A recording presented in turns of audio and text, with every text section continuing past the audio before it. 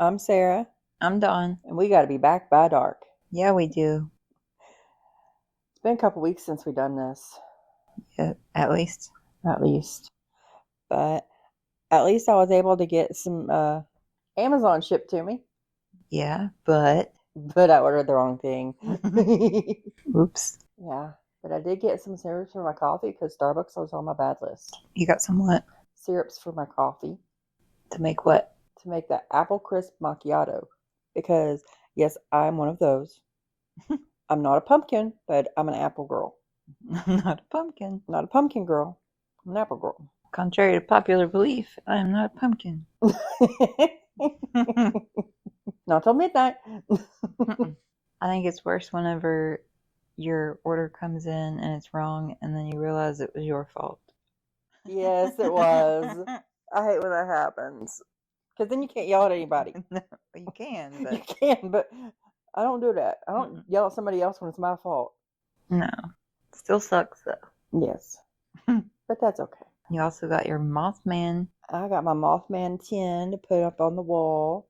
And then I'm going to get some other things. That way we can actually have a little studio area. I'll get my spooky stuff, and Dawn can get her murder stuff. It'll all be creepy. Yeah. Creepy studio. Creepy studio. And our creepy haunted house. For her creepy selves. Exactly. Well, we're more spooky, less creepy. Yes. Yeah, we like the spooky. Mhm. And then next, what is today? Yeah. In like 6 weeks, I'm going to be camping. And then we will record about the creepy things in October. Well, this will be at least a two-parter. Yeah. But October is a whole 31 days, so we might get to it. Yeah, I think we should do a lot in October. Yes. I already want to jump into spooky season. Well, always. As soon as 4th of July is over, it's spooky season. Mm-hmm. Ask anybody. Other than Mom and our aunt, because they say it's Christmas. In July. Exactly. Well, I'm not going to be mad at anybody for putting up their Halloween decorations right now. Love to see them. Yeah. I've already got the Sanderson sisters on our front door. As you should. Mm-hmm. Well, today we're going to do a serial killer, though. Yes, a different kind of spooky. Yeah, and very, very creepy. Extremely creepy. It's creepy enough to give you a phobia all your life. Of clowns. Yes. Dawn don't do clowns. No. We're doing John Wayne Gacy, the killer clown. And like I said, it might be a two-parter, it might be a three-parter. We'll see how much we can handle. Yeah, because he was a lot. Yeah. Yeah. And he made his way into pulp culture pretty good. Yes, this was, what, 50 years ago? Dude, in my brain, 90s was 20 years ago. Well, this was the 70s, so yeah. 5 years ago. Right, exactly, yeah. But, I mean, different TV shows and movies have had him as a subject. Sam and Dean Winchester fought him. And you can buy his artwork. Okay, that's creepy in its own way. Yeah, I'm not that creepy. That's right up there with what's his name that did the audiobooks. Ed Kemper? Yeah. Yeah. That's that level of creepy. Yeah, there's like textbooks out there. They're audiobook read by Ed Kemper. Yeah. Well, thank you. No, I'm good. But today is John Wayne Gacy, or the Killer Clown, and he was responsible for the rape, torture, and murder of at least 33 young males. 33 is a big number. Mm-hmm. That's at least. That's at least. That's what they know for sure. And they still haven't identified all the bodies that they found. That's sad for the families. Yeah. Well, John Wayne Gacy was born March 17th, 1942. Of course he's a March baby. Yeah, St. Patrick's Day. Yeah. In Chicago, Illinois. His father was John Stanley Gacy, and mother Marion Elaine, who was a middle child. He had an older sister and a younger sister, so he was the only boy. Middle child syndrome. Mm-hmm. John Sr. was an auto repair machinist and World War I veteran. Marion was a homemaker. Of course, it was the 50s, 40s. Around there. Right. Gacy was of Polish and Danish ancestry, and his family was Catholic. Of course they were. His paternal grandparents had immigrated to the United States from Poland, which was then part of the German state of Prussia. Prussia. Not Russia. Prussia. which unfortunately our ancestry goes back to that too. Yeah, well, it was a big area. Mm-hmm. And I'm going to talk about his childhood. A lot of times people think that's where people begin to show their psychopathic tendencies and such, or start the whole argument of nature versus nurture. Yeah, the argument of nature versus nurture. Psychobabble. Yeah, but anyways, John got along well with his mother and his sisters. His father was an abusive alcoholic, emotionally, verbally, and physically. Most of the abuse was directed toward his son. Still, Gacy would continue to crave his father's approval. Which is common. Yeah, I don't understand it. No, I don't understand what it feels like, but I do understand that it is a fact. Yeah, most of this that I don't understand, I'm glad that I don't understand it. Right.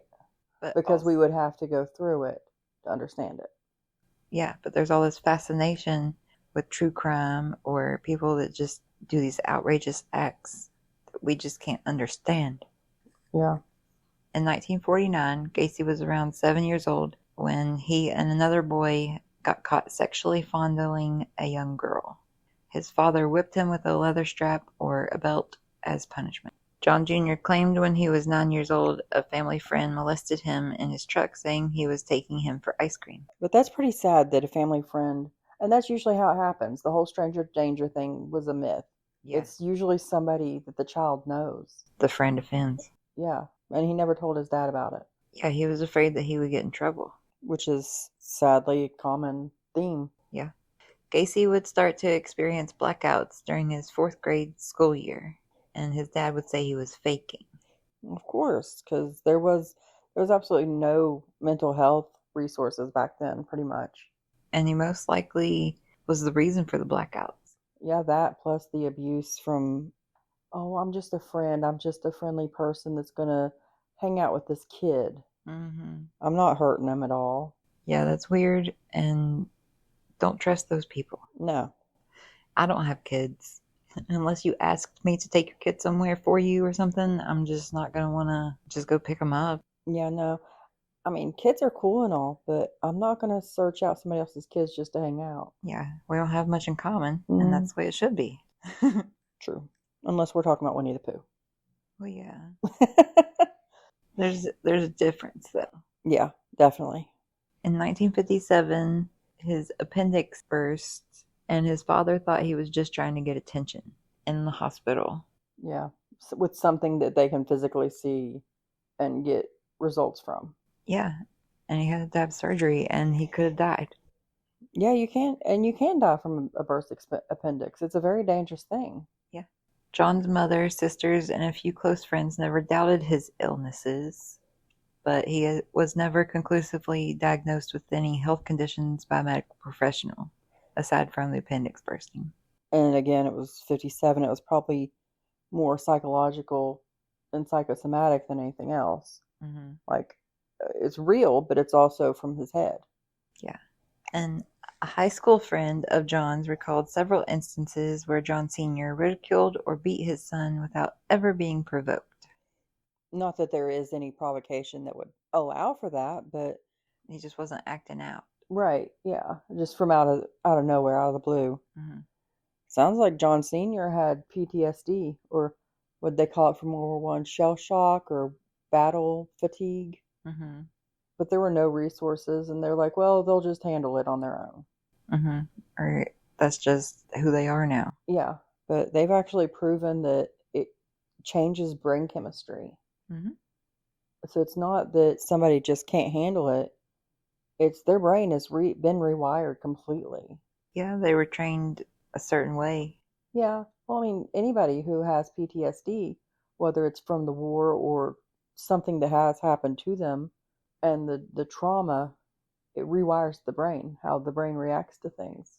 Yeah. Well, his friend said he witnessed Gacy's father emerging drunk from the basement. He belittled him and then proceeded to beat him for no apparent reason. And according to the friend, Gacy never struck his father back during these altercations. He just put his hands up to defend himself. Well, yeah, because anybody who's in a physically abusive situation, 9 times out of 10, they have been conditioned to, it's their fault.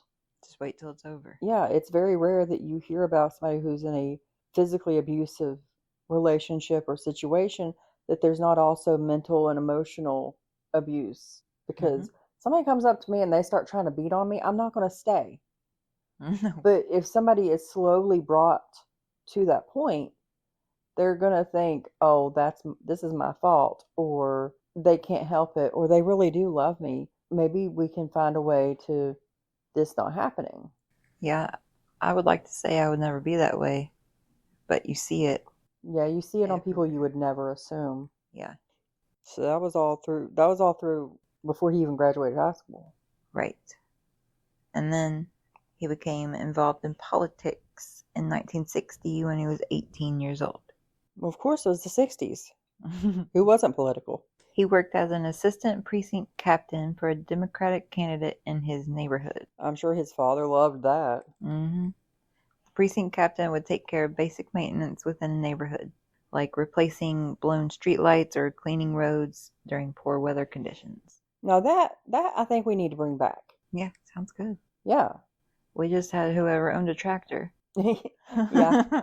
Yeah, but in the more suburban and urban areas, you don't have that. In the country, you got good old boys. Right. Well, Gacy figured this kind of role in their community would be pleasing to his father. It's quite the opposite. This actually provoked more criticism from his father, a Republican who accused his son of being a patsy or a fool. Surprised he didn't go straight for fascist and socialist and communist.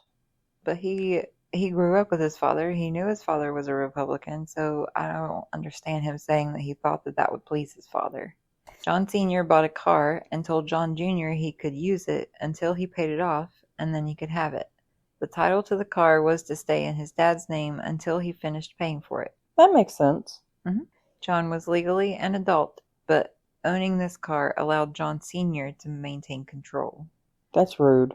His father would confiscate the keys to the vehicle if Gacy disagreed with him for whatever reason of his choosing.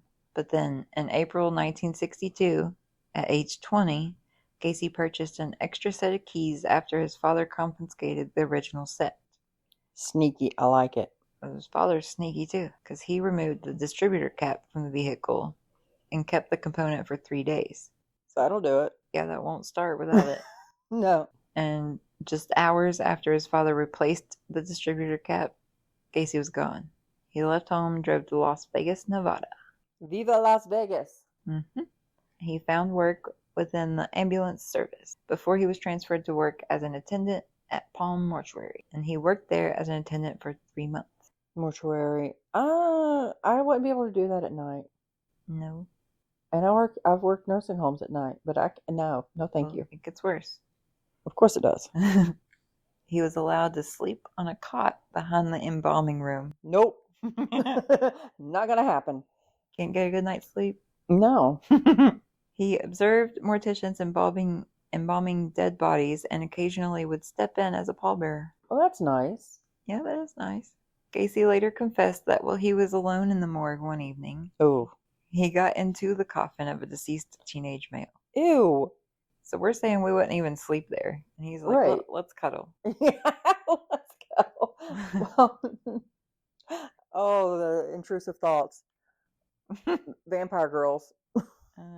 They're cuddling with a dead body in a way. Okay. That's different. Yeah. Like I said, intrusive thoughts. After embracing and caressing the body, he claims to have felt a sense of shock. One would hope. Or maybe he got caught. Yeah, that's what I think. I think he got caught. But then that also means that he felt shame, so I don't know. But it doesn't seem to me that much tilted his moral compass. He really only gets upset when his behavior is spotlighted, so maybe that. I don't know, or maybe just like they do say that when someone like that is starting out, they don't always have I wouldn't say courage, but they're scared. So they're afraid they don't push the boundaries as far. I think they just don't want their life disrupted. Yeah, but they start out slow. They're like, oh no, I'm going to get caught. And then, I didn't get caught, so I can go further. Pushing boundaries. It's like a little kid pushing boundaries. Well, either way, it sent him running home. The morbid event prompted Gacy to call his mother the next day and ask whether his father would allow him to return home. His father agreed, and the same day he drove all the way back to Chicago. Yes. Gacy never graduated high school, nor did he receive a GED. Somehow, without having the required level of education completed, he attended Northwestern Business College. I love the 60s. Yeah, you gotta love the 60s. After graduating in 1963, he took a management trainee position with the Nunn-Bush Shoe Company. Nunn-Bush. Nunn-Bush Shoe Company. Nunn-Bush. In 1964, the shoe company transferred him to Springfield, Illinois to work as a salesman, and he was soon promoted to manager of his department. Nice. Mm-hmm. And in March of 1964, he became engaged to Marilyn Myers. She was a co-worker in the department that he managed. Yeah, I was going to say, HR would have quite a few things to say about that. Yeah. And Gacy joined the local JC's in Springfield. He was excelling and worked tirelessly for them and was named Key Man in April 1964. Key Man. Mm-hmm. In 1964, according to Gacy, one of his colleagues in the Springfield JC's enticed him with drinks and invited him to spend the evening on his sofa, which he agreed. The colleague then performed oral sex on him while he was drunk. He says this was his second homosexual experience. He was enticed. In 1965, Gacy had risen to the position of vice president of the Springfield JC's. In that year, he was named the third most outstanding JC in the state of Illinois. In the whole state of Illinois. Uh-huh. After a 6-month courtship with Marilyn, Gacy married her in September of 1964. Mazel tov. Mm-hmm. And her father purchased 3 Kentucky Fried Chicken restaurants in Waterloo, Iowa. Finger licking good. Could you imagine you get married and your dad's like, your wedding present is 3 KFCs. Thank you. I will never have to cook again.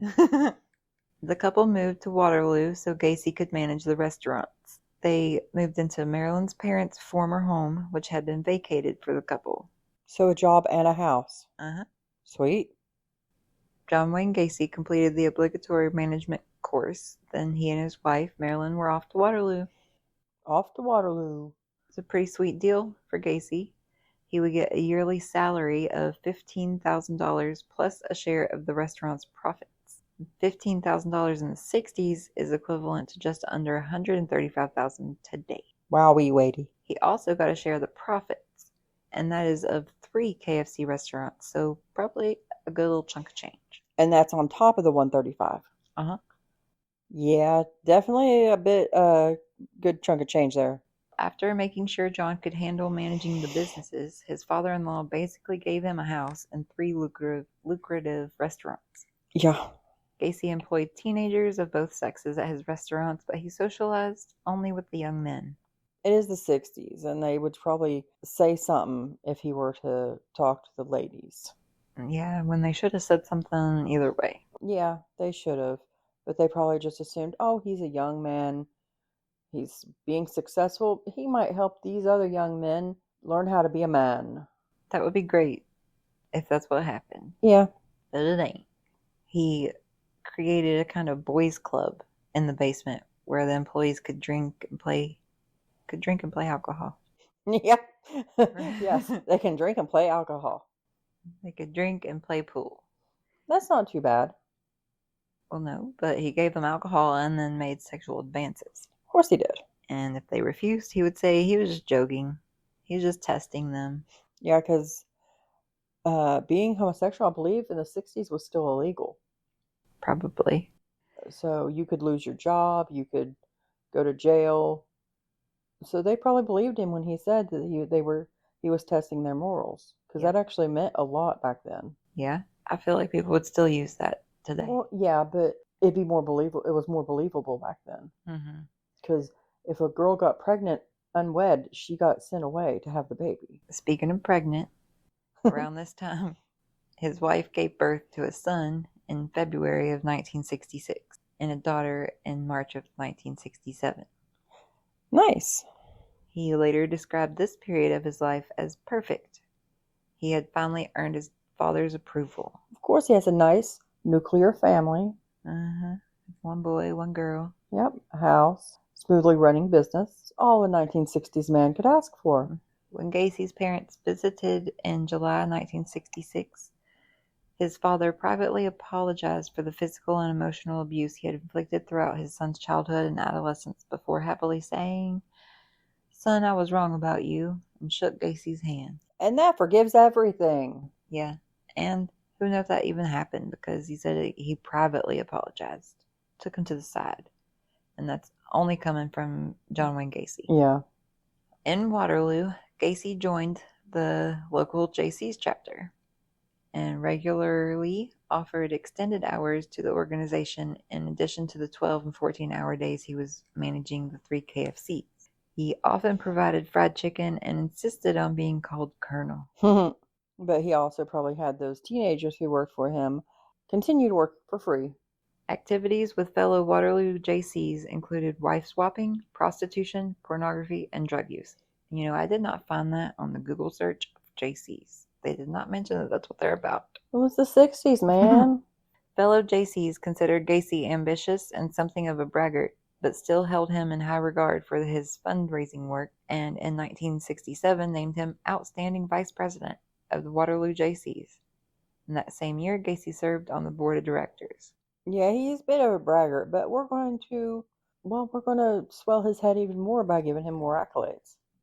John Wayne Gacy survived the abuse of his father and now had a house, a wife, a son, a daughter, a business, his own boys' club, and somewhat of a political title.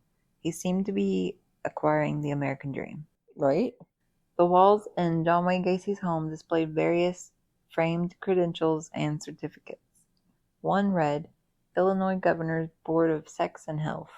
When John had boys over at his house, he would tell them that he was certified to perform and receive sex acts and would pay $50 for those willing to participate in his scientific research. It's not wrong if it's for science. Right? And honestly, they probably were testing on people back then. I mean, MK Ultra, anybody? That might not have been sexual, but... Yeah, but they weren't just like handing them out to the VPs of the JCs. No. Just saying, it wouldn't surprise me. Maybe not John Wayne Gacy doing it, or being official, but it would not surprise me if they were testing on homosexuals and teenagers for the government. I don't know, man. It was crazy. It was crazy. Well, playing games of pool in Gacy's basement, Stephen Nimmers recalls Gacy saying, "If I win, you have to do a sex act on me. And if you win, I have to do a sex act on you." Win-win for John Wayne Gacy. Mm-hmm. He told Gacy he doesn't want to play that kind of game. And then John asked if he would like to see a stag film, which is porn. He set up the projector, turned off the lights, and rolled the pornographic film and left the room. That's not weird. No, it's fine. After about 5 minutes, the lights came on and Stephen saw a pistol pointed at him. John told him to pull his pants down, and Stephen was begging him not to make him do this. Well, yeah. Gacy laughed and told him to get up and go to the bar, telling him to have a drink. He explained that he meant no harm. He just likes to play psychological games with people and see their reaction. Yeah, because that's normal. Yeah, normal sleepover. Stephen woke up in the middle of the night to John sitting on the edge of the bed in the dark, rubbing his thigh and holding a knife to his throat. Wait, after that he stayed over? Yeah. Okay. Yeah. Gacy said he was frustrated he wasn't able to break him earlier, but for whatever reason, he got up and walked out and left Stephen alone. The next day, Gacy threatened he would send someone to kill Nimmers if he told anyone. And for a long time, he didn't. Yeah, because again, it was illegal. Mm-hmm. He could have lost everything. Yeah. In August 1967, Gacy sexually assaulted 15-year-old Donald Voorhees Jr., the son of Donald Voorhees, a local politician and fellow JC. Again, it's not a stranger, it's somebody you know. Mm-hmm. Gacy lured Voorhees to his house, promising to show him heterosexual stag films regularly played at JC events. Hey, you want to see what your dad watches? Right. Gacy provided alcohol and allowed him to watch a stag film, then persuaded him to engage in mutual oral sex, adding, "You have to have sex with a man before you start having sex with a woman." Duh. Yeah. Like, doesn't everybody know that? Right? It's messed up. Very much so. Over the following months, Gacy similarly abused several other youths, including one whom he encouraged to have sex with his own wife before blackmailing him into performing oral sex on him. Still offering to pay, he conned several teenagers into believing he was commissioned to conduct homosexual experiments in the interests of scientific research. So he turned them into prostitutes. Yes. In March of 1968, Voorhees reported to his father that Gacy had sexually assaulted him.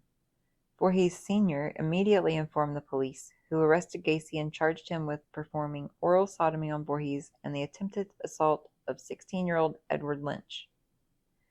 Gacy denied the charges and demanded to be given a polygraph test. He didn't think they would follow through with that test, but they did, and he failed. Of course he did. Gacy publicly denied any wrongdoing. Deny, deny, deny. Always. Always. He insisted the charges against him were politically motivated. Voorhees Sr. had opposed Gacy's nomination to be appointed president of the Iowa Jaycees. It's almost like he knew that Gacy had something going on. Yeah, well, from the sound of it, they all had something going on, if you ask me. Yeah, but there are levels. There's a line. Several fellow Jaycees found Gacy's story credible and rallied to his support. Of course they did. However, on May 10th, 1968, Gacy was indicted on sodomy charge. Good. So if you say, of course he was, I'm going to punch you in your face. No, good. There are too many men, women, whoever, that get away with that. Mm-hmm. There was some witness intimidation. Of course there was. On August 30th, 1968, Gacy persuaded one of his own employees, 18-year-old Russell Schroeder, to physically assault Voorhees in an effort to discourage the boy from testifying against him in court. Gacy promised to pay Schroeder $300, and he agreed. In early September, he lured Voorhees into an isolated country park, sprayed mace in his eyes, and then beat him. Voorhees escaped and then reported the assault to the police, identifying Schroeder as his attacker. They arrested him the following day. While initially denying any involvement, Schroeder soon confessed to assaulting Voorhees, indicating he had done so at Gacy's request. Police arrested Gacy and laid on an additional charge of hiring Schroeder to assault and intimidate Voorhees against him. On September 12th, Gacy was ordered to undergo a psychiatric evaluation at the Psychiatric Hospital of the University of Iowa. 2 doctors examined him over a period of 17 days before concluding he had an antisocial personality disorder, or the clinical term for sociopath and psychopath, and was unlikely to benefit from any therapy or medical treatment, and that his behavior pattern was likely to bring him into repeated conflict with society. The doctors concluded he was mentally competent to stand trial. 2 doctors. That's just insane. He's a psychopath. He's a sociopath. But he's sane. Enough to stand trial. Well, as long as you can comprehend what's happening around you, you can stand trial. There you go. The section of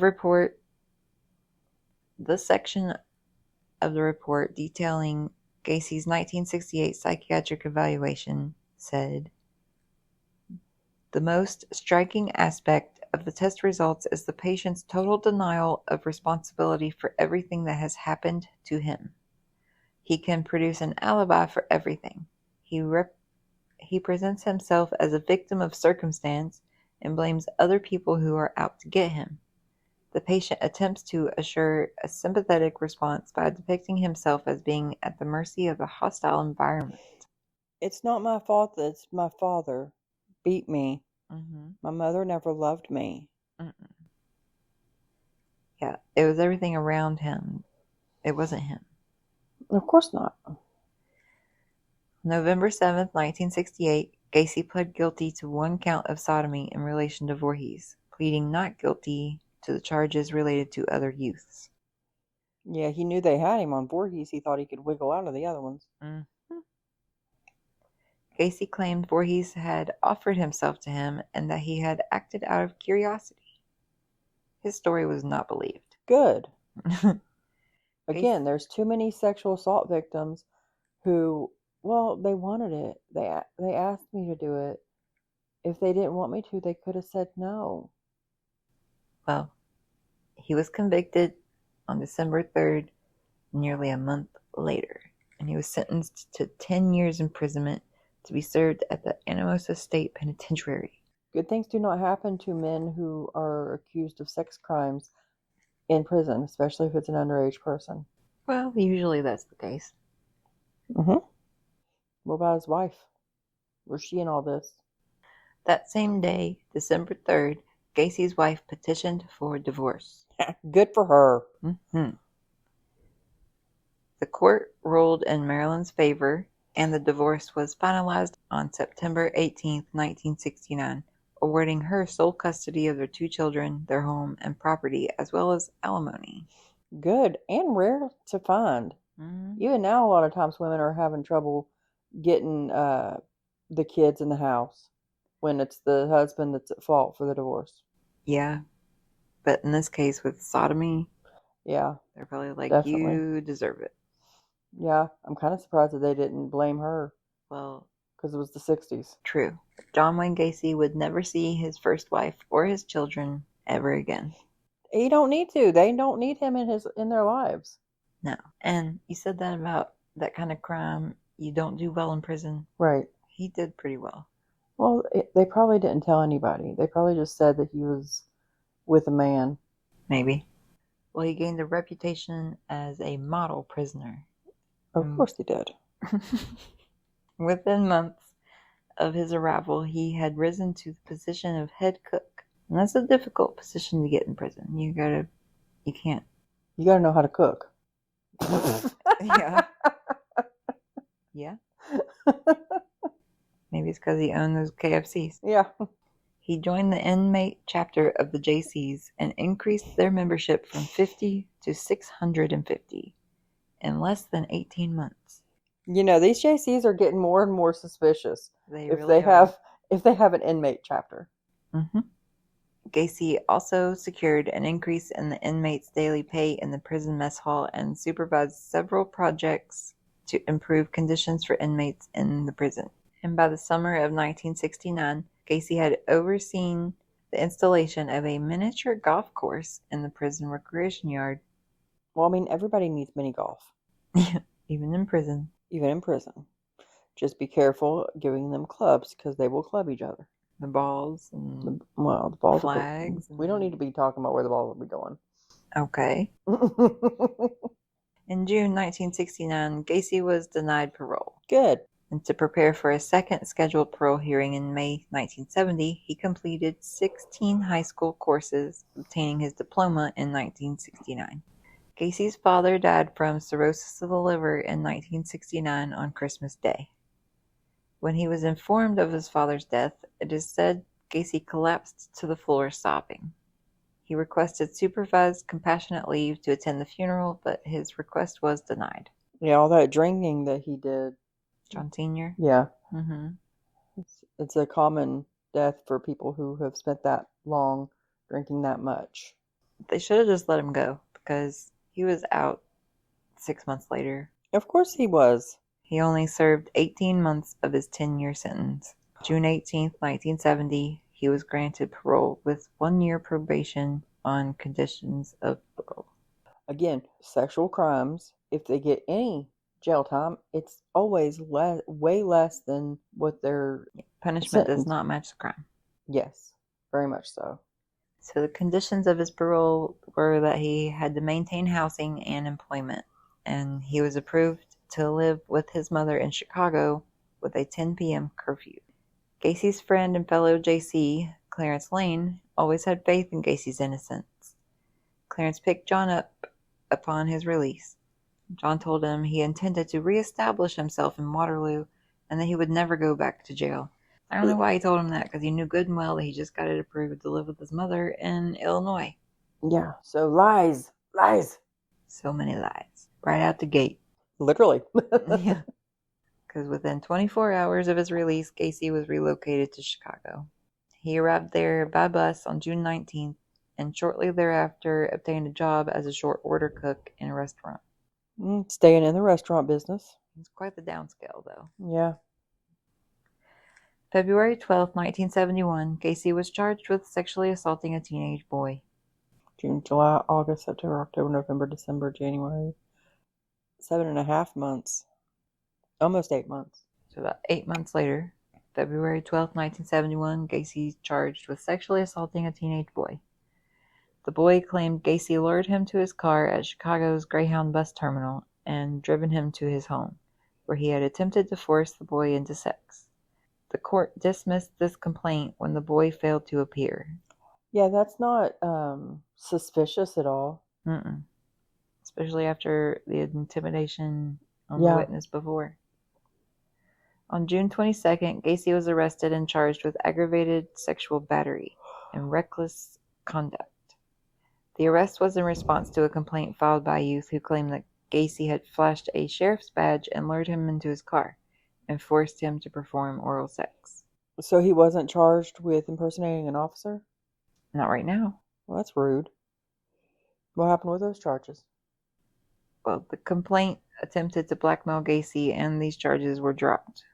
Gacy impersonated an officer and assaulted a teenage boy, but they're claiming the charges are dropped because the boy attempted to blackmail Gacy. Yeah, that makes sense. And these arrests got right past the Iowa Board of Parole, and they did not learn of any of these incidences. Yeah, but that was Iowa, not Chicago. Yeah, but he was supposed to report to Iowa. He ain't gonna report that. No. And there was no internet, so snail mail. Yeah, and his parole ended in October 1971. And with that, the records of his previous criminal convictions in Iowa were sealed. I'm sorry, but a crime like that, there should not be an option of sealing the records. No. Actually, now you kind of are supposed to register. Yeah. With financial assistance from his mother, Gacy bought a ranch house near the village of Norridge in Norwood Park Township, an unincorporated area of Cook County, itself a part of metropolitan Chicago. Chicago. He does like Chicago. It was address 8213 West Summerdale Avenue. But that home has since been destroyed. I wonder what they could have found there. Everything. They found everything. In August of 1971, Gacy became engaged to Carol Hoff, whom he briefly dated in high school. High school sweethearts. Carol had 2 young daughters from a previous marriage. They all moved into Gacy's home soon after the couple announced their engagement, and they were married on July 1st, 1972. And his mother moved out shortly before the wedding. That was nice of her. Yeah. Gacy was active in his local community and helpful towards his neighbors. He willingly loaned his construction tools and plowed snow from neighborhood walks free of charge. That means a lot. You don't loan your tools to just anybody. I know, it makes me suspicious. Yes. I would be suspicious of that person. Yeah. Between 1974 and 1978, he hosted annual summer parties, each devoted to a particular theme. These events were attended by up to 400 people, including politicians. I was going to say, themed parties, fun. 400 people, no thank you. That'll be not me. It's too many people. Agreed. He began spending most evenings away from home, only to return in the early hours of the morning with the excuse he had been working late. Men do like that excuse. Yeah, and there's not usually something good comes out of it. No. Carol observed Gacy bringing teenage boys into his garage in the early hours and also found gay porn and men's wallets and IDs inside the house. That's not suspicious behavior at all. She confronted Gacy about who the items belonged to, and he informed her angrily that it was none of her business. She's only married to the man and lives in the same house as the man. None of her business. None of her business. He had told his wife in 1975 that he was bisexual. And following a heated argument when she failed to balance a checkbook correctly in October of 1975, Carol asked Gacy for a divorce. She'd had enough. It was the final straw. And he agreed to her request. By mutual consent, she continued to live at the West Somerdale house. In February 1976, she and her daughters moved into their own apartment. And on March 2nd, the Gacy's divorce, decreed upon the false grounds of Gacy's infidelity with women, was finalized. He was stepping out on the marriage, just not with women. Correct. And more than likely, not consensual. Correct. Or of age. Yes, which also counts as non-consensual. You can't consent if you're underage. Okay. Painting, decorating, and maintenance. Oh my. Or PDM contractors was established by Gacy in 1971. With the approval of his probation officer, Gacy worked evenings on his construction contracts while working as a cook during the day. Initially, he undertook minor repair work such as sign writing, pouring concrete, and redecorating, but later he expanded to include projects such as interior design, remodeling, installation, assembly, and landscaping. That's a lot. It is a lot. In mid-1973, Gacy quit his job as a cook so he could commit fully to his construction business. By 1975, PDM was expanding rapidly, and Gacy was working up to 16 hours a day. He does like those 16-hour days. Well, idle hands. Clearly. Yeah. He needs to be working. Yeah, those extra 8 hours. He can't deal. March 1977, he became a supervisor for PE Systems, a firm specializing in the remodeling of drugstores. Between PE Systems and PDM, Gacy worked on up to 4 projects simultaneously and frequently traveled to other states. That sounds like ADHD behavior. Maybe. I take know. Offense. No. Doing multiple things at the same time. Like, I excel when I'm doing 10 things at once. If you give me only one thing to do, it's going to take me all day. If I have 10 things to do, it'll take me less than all day. So this is ADHD without anxiety. Yes. Well, in 1978, PDM's annual revenue was over $200,000. Dang. Yeah. And he was also clowning. He was clowning around? Jolly Joker members performed regularly at fundraiser events and parades, as well as voluntarily entertaining hospitalized children. What's a Jolly Joker? It's a club. It's a clown club? It's a clown club? Cool. Late 1975, Gacy joined the clown club and created his own clown characters, such as Pogo the Clown and Patches the Clown, devising his own makeup and costumes. Well, yeah. He described Pogo as a happy clown, whereas Patches was a more serious character. Like a hobo clown? Gacy later said that acting as a clown allowed him to regress into childhood. Well, that on its own would be somewhat healthy. Oh. Considering. In my mind, that sentence somewhat was followed by creepy. Well, no, I mean, doing something to help you regress to your childhood to deal with trauma. Because somebody who had a abusive upbringing, sometimes they need to go back to childhood to relive it. And it was scary, so he decided clown. There you go. You got there. Sometimes Gacy would remain in his clowning garb after a performance and briefly drink at a local bar before returning home. That's what everybody wants to see in their local pub. Just your everyday average grown man clown. Drunk clown. Trying to have a beer after a long day of clowning. That's probably fun. It wasn't. No. Much of PDM's workforce consisted of high school students and young men. Sounds about right. Gacy would often proposition his workers for sex or insist on sexual favors in return for acts such as lending his vehicles, financial assistance, or promotion. Gacy also claimed to own guns, once telling an employee, "Do you know how easy it would be to get one of my guns and kill you? And how easy it would be to get rid of the body?" Sounds like experience. Uh-huh. Somebody's thought about this before. May have done it before. Who knows? May have. In 1973, Gacy and a teenage employee traveled to Florida to view a property Gacy had purchased.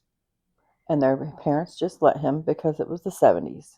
Yeah, teenage boy, grown man, same thing in the 70s. Yeah. I'm like, oh, if they do have any girls, it'd be good for him. And with most things, if it's for work, Yeah. it's good. On the first night in Florida, Gacy raped the employee in their hotel room.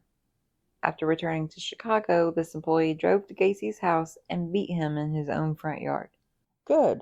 Gacy told his wife he had been attacked for refusing to pay him for poor quality painting work. Well, he had to come up with an excuse. Mm-hmm. He couldn't say, I did horrible things to this person, so he was paying me back. Right. On May 1975, Gacy hired 15-year-old Anthony Antonucci, and 2 months later he went to Antonucci's home knowing the youth had injured his foot in an accident the previous day. That sounds nice. Mm-hmm. The two drank a bottle of wine and watched a heterosexual stag film. Gacy wrestled Antonucci to the floor and cuffed his hands behind his back. While he's injured. Apparently. One cuff was loose and Antonucci freed his arm while Gacy was out of the room. Good. And when Gacy returned, Antonucci, a high school wrestler, pounced on him. He wrestled Gacy to the floor, obtained possession of the handcuff key, and cuffed Gacy's hands behind his back. The tables have turned. Mm-hmm. At first, Gacy threatened Antonucci, then calmed down and promised to leave if he would remove the handcuffs. Antonucci agreed and Gacy left. That was a big gamble. Yeah, it was. Antonucci later recalled that Gacy told him, "Not only are you the only one that got out of the cuffs, but you got them on me." So, admitting that he had done it before. Uh-huh. And nobody got out. Yeah. John Butkovich worked for Gacy. Anthony Antonucci noticed one day that John's car was present, but he was not. Gacy claims that he and John had a sexual relationship. He said they were having drinks one evening when they got into an argument that was escalating into a physical altercation when he forced him into handcuffs. Mm-hmm. Gacy admits to strangling him, but says he woke up to find him dead with a rope around his neck. Right. He just, for no reason, decided to hang himself or strangle himself to death. And Gacy shoved Butkovich into the crawlspace under his home. While this is happening, keep in mind that he's having barbecues with hundreds of people right. coming to his home. And you know what? That's probably one of the reasons he had the barbecues. Mm-hmm. It's like, I'm getting away with this is the thrill. 18-year-old David Crum was hitchhiking on July 26, 1976, when he was picked up by John Wayne Gacy on Elston Avenue. Well, it was the 70s. Everybody was hitchhiking. 60s and 70s? Yeah, now we know that I won't say most, but a lot of them were getting killed. Yes. And, well, especially if you were a guy, you didn't really see anything wrong with it. No, you're like, well, the girls will get raped, but I'm fine. Mm-hmm. Gacy offered him a job with PDM, and he began working the same evening. August 21st, Cram moved into his house. The next day, Cram and Gacy had several drinks to celebrate his 19th birthday, with Gacy dressed as Pogo. That's not weird. No, only the weirdest. Gacy conned Cram into donning handcuffs, his wrists cuffed in front of his body rather than behind. He swung Cram around while holding the chain linking the cuffs, then said he intended to rape him. Cram kicked Gacy in the face and freed himself from the handcuffs. As one should. Yeah. Although I would aim for the balls. Right. Well, a month later, Gacy appeared at Cram's bedroom door telling him he intended to rape him, saying, "Dave, you really don't know who I am, and maybe it would be good for you to give me what I want." Wait, so he stayed living there? Yeah, he moved in. He was hitchhiking. Yeah, but he didn't move out after that? Nope. Dude, I'm not victim blaming, but dude. Cram resisted, straddling Gacy, who left the bedroom, stating, "You ain't no fun." Aw, poor little baby. Mm-hmm. Cram moved out. Finally. And he left PDM. Well, yeah. Although he did periodically work for him over the next 2 years. Oh, he might have had to. Maybe. Like, he might have needed the money to, survive. Maybe. But shortly after Cram moved out, another employee, Michael Rossi, moved in. I think it's Rossi. That's what I think, because Criminal Minds does Rossi. Mm-hmm. Rossi had worked for PDM since May 1976. He lived with Gacy until April 1977. Rossi sometimes assisted Gacy in clowning at grand openings of businesses. Gacy as Pogo and Rossi as Patches. Interesting. Mm-hmm. Gacy was photographed with First Lady Rosalind Carter on May 6, 1978. Ooh, somebody's in trouble. Mm-hmm. 6 years after his first murder and 7 months before his arrest. Gacy put himself in the mix of local Democratic Party politics by offering use of his employees to clean party headquarters at no charge. Well, of course, and the employees, I'm sure, did not get paid for that either. Probably not. He was rewarded for his community service with an appointment to serve on the Norwood Park Township Street Lighting Committee, subsequently earning the title of precinct captain. So he volunteered unpaid teenagers to do the work, and then he got the credit. Correct. Sounds right. Sounds about right. Sounds about 70s. Sounds about like politics and big business. In 1975, Gacy was appointed director of Chicago's annual Polish Constitution Day Parade. Ooh. An event he would supervise until 1978. His work with the parade led to Gacy meeting First Lady Rosalind Carter May 6, 1978. The event later became an embarrassment to the United States Secret Service. Well, yeah, you would think so. Yeah, because in the pictures, Gacy's wearing an S pin that indicates a person given special clearance. Yeah, so not only was he cleared, he had special clearance. Mm-hmm. Mm-hmm. And that was the Secret Service, not just some underfunded local cop. Right. We'll stop here for today. And then in part 2, we'll go over the murders. Over the murders. Mm-hmm. Okay, well, we got the background of him and the beginning of him hurting people. Uh-huh. And getting photographed with the First Lady. Yes. Well, some people would probably say, well, it's okay. She was just the married to a peanut farmer, but I like Jimmy Carter. Yeah. It's before my time, but I liked him. He was a good guy. I just can't get over how many people were at the house all the time. Mm-hmm. While there were bodies. Yeah, there were 26 that were buried in the crawlspace. Yeah. And then, but there were 33 bodies, so that's 7 that had to be buried in the backyard or in the walls of the house. Yeah, I don't remember what the news report said where they all were, but I mean, that was part of the thrill that he got. Not just the murder, keeping the bodies so he could think about it and sleep on them all the time. But I know that there was one in the fire pit or under, like they built a grill. We'll get into it on the next part, but I just keep thinking of everybody in the backyard just walking all over it. Well, how about thinking the people who were there later, like, I was there. Mm-hmm. That's just insane. And I feel very sorry for his kids. Yeah, even though we don't know who they are, they do. Right. Yeah, and I'm glad that it wasn't really, the names weren't publicized. Yeah, you could probably find them if you dug hard enough, but don't. Just leave them alone. Yeah, leave them alone. It's not their fault. No family has a perfect record. There's always somebody you're related to who has done something horrible. Might not be putting bodies in the crawlspace. Might not be to this extreme, but somebody who's done, who's been abusive, who has gone to jail, who has died from overdose, who has been the cause from somebody else dying from overdose. Robbed you blind. Right. Nobody's perfect. Nobody's family is perfect. So leave the kids alone. Mm-hmm. On that note. Yeah, on that note, well, see you next time. You better sign out. I know, but we'll work on it. Ooh, maybe people can help us think of something. For an outro? Yeah. Sure. I mean, we're no Ash and Elena, but... Sarah and Dawn. Exactly. They're not. All right, well, we will continue this at another date. Bye. Bye.